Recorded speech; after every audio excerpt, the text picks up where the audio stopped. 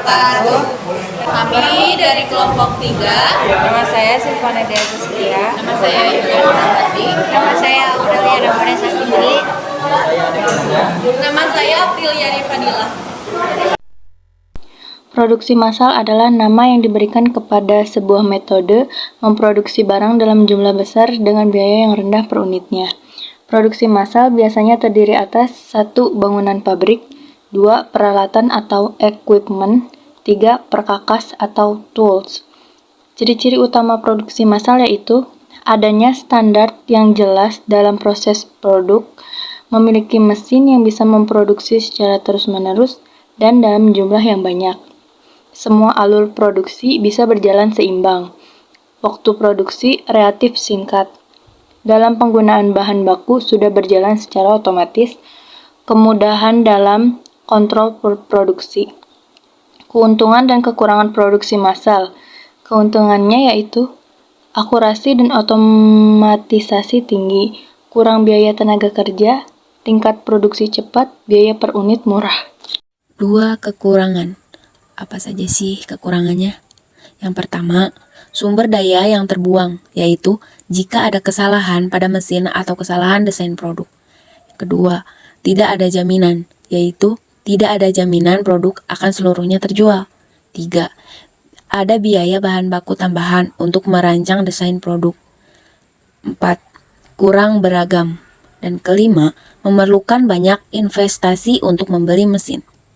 Penerapan produksi massal atau advertisement. Perusahaan yang ingin bertahan di era kompetisi yang sengit harus mempunyai produksi berkualitas dengan harga yang bersaing. Hal ini disebut economic scale atau skala ekonomi. Semakin baik perusahaan menciptakan produk dengan skala ekonomis, maka kuat bersaing di pasaran. Untuk mendapat harga yang baik, perusahaan biasanya menekan biaya produksi dengan cara: pertama, mengurangi biaya bahan baku dengan membeli bahan baku dengan jumlah besar untuk mendapatkan potongan harga. Kedua, membeli mesin-mesin yang lebih canggih dengan tingkat efisiensi tinggi. Ketiga, menambah kapasitas produksi.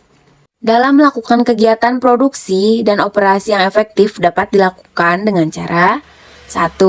Mengurangi biaya produksi. 2. Meningkatkan mutu atau kualitas produk. 3. Segera merespon permintaan. 4. Memungkinkan inovasi produk. 5. Mempercepat produksi. Dan terakhir, 6. Rancangan produksi massal. Terdapat 5 dimensi spesifik yang berhubungan dengan laba dan biasa digunakan untuk menilai kinerja usaha pengembangan produk, yaitu yang pertama, kualitas produk. Kedua, biaya produksi. Ketiga, waktu pengembangan produk. Keempat, biaya pengembangan. Dan yang kelima, kapabilitas pengembangan. Perencanaan produksi massal. Perencanaan produksi adalah perencanaan dan pengorganisasian mengenai pekerja, bahan, mesin, dan peralatan serta modal yang diperlukan untuk memproduksi barang dengan suatu metode tertentu sesuai dengan kemampuan perusahaan. Dalam penyusunan proses produksi massal harus diperhatikan karakter produk itu sendiri, tingkat kesulitan produk itu sendiri, banyaknya permintaan, komponen dan bahan yang harus disiapkan, tata cara urutan pengerjaan produk, pembagian kerja, dan lamanya pekerjaan. Yang terakhir, biaya produksi yang diperlukan. Perencanaan produksi memiliki tujuan sebagai langkah awal untuk menentukan aktivitas produksi dan sebagai masukan rencana sumber daya. Rancangan produksi massal yang biasanya dikerjakan perusahaan yaitu: 1. Mengidentifikasi produk yang akan dibuat. 2. Mengidentifikasi alat mesin dan bahan yang dibutuhkan. 3. Mengidentifikasi tenaga kerja dan soft skill. 4. Menyusun urutan kerja, perintah kerja, pembagian kerja, dan target waktu pengerjaan. 5. Menyusun atau menata denah lokasi pengerjaan produk. 6. Menyiapkan alat dan bahan terkait. 7. Memulai proses produksi sesuai standar prosedur yang telah ditetapkan. 8. Memperhatikan keselamatan dan standar kerja. 9. Memulai sesuai alur kerja dari awal sampai akhir. 10. Mengemas produk akhir. Proses persiapan alur atau skema bagan dalam produksi massal terdiri atas kegiatan, penjadwalan waktu, pemilihan peralatan, pengerjaan dengan perkakas, mobilisasi personalia, pembelian material, pembagian pekerjaan. Tahap perencanaan produksi massal terdiri menjadi 4 tahap. Di antaranya, tahap yang pertama yaitu tahap desain awal.